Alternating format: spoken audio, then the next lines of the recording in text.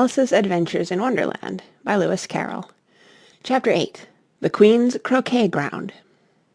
A large rose tree stood near the entrance of the garden.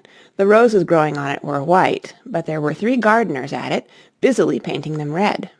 Alice thought this a very curious thing, and she went nearer to watch them, and just as she came up to them she heard one of them say, "Look out now, Five! Don't go splashing paint over me like that." "I couldn't help it," said Five in a sulky tone. "Seven jogged my elbow." On which Seven looked up and said, "That's right, Five. Always lay the blame on others."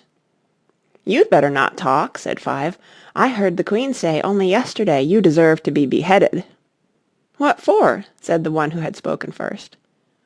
"That's none of your business, Two," said Seven. "Yes, it is his business," said Five, "and I'll tell him. It was for bringing the cooked tulip roots instead of onions." Seven flung down his brush and had just begun, "Well, of all the unjust things," when his eye chanced to fall upon Alice as she stood watching them, and he checked himself suddenly. The others looked round also, and all of them bowed low. "Would you tell me," said Alice a little timidly, "why you are painting those roses?" Five and Seven said nothing, but looked at Two.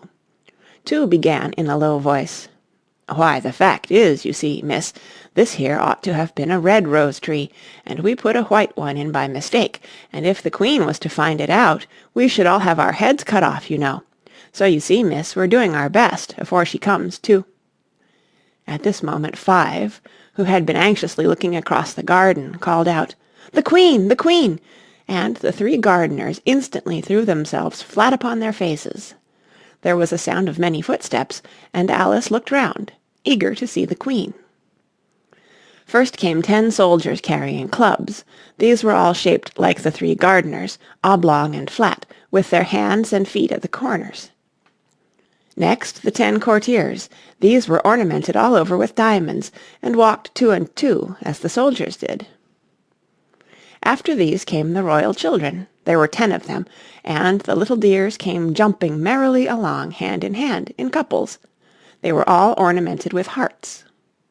Next came the guests, mostly kings and queens, and among them Alice recognized the White Rabbit.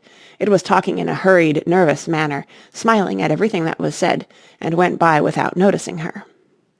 Then followed the Knave of Hearts, carrying the king's crown on a crimson velvet cushion, and last of all this grand procession came the King and Queen of Hearts. Alice was rather doubtful whether she ought not to lie down on her face like the 3 gardeners, but she could not remember ever having heard of such a rule at processions, and besides, what would be the use of a procession, thought she, if people had all to lie down upon their faces, so that they couldn't see it? So she stood still where she was and waited. When the procession came opposite to Alice, they all stopped and looked at her, and the Queen said severely, "Who is this?" She said it to the Knave of Hearts, who only bowed and smiled in reply. "Idiot," said the Queen, tossing her head impatiently. And turning to Alice, she went on, "What's your name, child?" "My name is Alice, so please your Majesty," said Alice very politely, but she added to herself, "Why, they're only a pack of cards, after all. I needn't be afraid of them."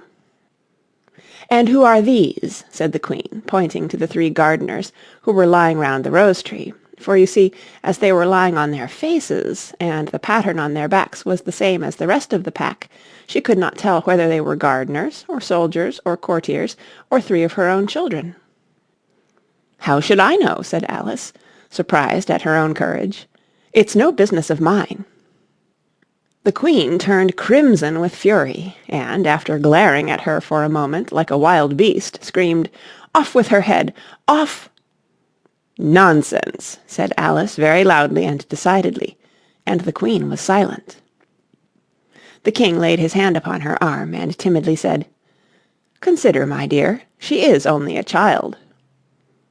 The Queen turned angrily away from him, and said to the Knave, "Turn them over." The Knave did so, very carefully, with one foot. "Get up!" said the Queen in a shrill, loud voice, and the 3 gardeners instantly jumped up and began bowing to the king, the queen, the royal children, and everybody else. "Leave off that!" screamed the queen. "You make me giddy." And then, turning to the rose tree, she went on, "What have you been doing here?" "May it please your majesty," said Two, in a very humble tone, going down on one knee as he spoke, "we were trying—" "I see," said the queen, who had meanwhile been examining the roses. "Off with their heads." And the procession moved on, 3 of the soldiers remaining behind to execute the unfortunate gardeners, who ran to Alice for protection. "You shan't be beheaded," said Alice, and she put them into a large flower-pot that stood near. The 3 soldiers wandered about for a minute or two, looking for them, and then quietly marched off after the others. "Are their heads off?" shouted the queen. "Their heads are gone, if it please your majesty," the soldiers shouted in reply. "That's right," shouted the queen. "Can you play croquet?" The soldiers were silent, and looked at Alice, as the question was evidently meant for her. "Yes!" shouted Alice. "Come on, then!" roared the queen, and Alice joined the procession, wondering very much what would happen next. It's a very fine day," said a timid voice at her side. She was walking by the White Rabbit, who was peeping anxiously into her face. "Very," said Alice. "Where's the Duchess?" "Hush, hush!" said the Rabbit in a low, hurried tone. He looked anxiously over his shoulder as he spoke, and then raised himself upon tiptoe, put his mouth close to her ear, and whispered, "She's under sentence of execution." "What for?" said Alice. "Did you say, 'What a pity'?" the Rabbit asked. "No, I didn't," said Alice. "I don't think it's at all a pity. I said, 'What for?'" "She boxed the Queen's ears," the Rabbit began. Alice gave a little scream of laughter. "Oh, hush!" the Rabbit whispered in a frightened tone. "The Queen will hear you. You see, she came rather late, and the Queen said—" "Get to your places!" shouted the Queen in a voice of thunder, and people began running about in all directions, tumbling up against each other. However, they got settled down in a minute or two, and the game began. Alice thought she had never seen such a curious croquet ground in her life. It was all ridges and furrows, the balls were live hedgehogs, the mallets live flamingos, and the soldiers had to double themselves up and to stand on their hands and feet to make the arches. The chief difficulty Alice found at first was in managing her flamingo.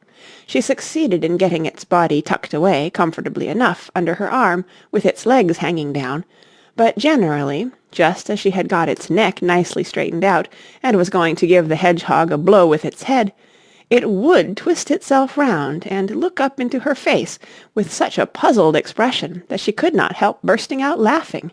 And when she had got its head down and was going to begin again, it was very provoking to find that the hedgehog had unrolled itself and was in the act of crawling away. Besides all this, there was generally a ridge or furrow in the way wherever she wanted to send the hedgehog to, and as the doubled-up soldiers were always getting up and walking off to other parts of the ground, Alice soon came to the conclusion that it was a very difficult game indeed. The players all played at once without waiting for turns, quarrelling all the while, and fighting for the hedgehogs, and in a very short time the Queen was in a furious passion, and went stamping about and shouting, "Off with his head!" or "Off with her head!" about once a minute. Alice began to feel very uneasy. To be sure, she had not as yet had any dispute with the Queen, but she knew that it might happen any minute. "And then," thought she, "what would become of me? They're dreadfully fond of beheading people here. The great wonder is that there's any one left alive." She was looking about for some way of escape, and wondering whether she could get away without being seen, when she noticed a curious appearance in the air. It puzzled her very much at first, but after watching it a minute or two, she made it out to be a grin, and she said to herself, "It's the Cheshire Cat. Now I shall have somebody to talk to." "How are you getting on?" said the cat, as soon as there was mouth enough for it to speak with. Alice waited till the eyes appeared, and then nodded. "It's no use speaking to it," she thought, "till its ears have come, or at least one of them." In another minute the whole head appeared, and then Alice put down her flamingo and began an account of the game, feeling very glad she had someone to listen to her. The cat seemed to think that there was enough of it now in sight, and no more of it appeared. "I don't think they play at all fairly," Alice began, in rather a complaining tone. "And they all quarrel so dreadfully one can't hear oneself speak. And they don't seem to have any rules in particular.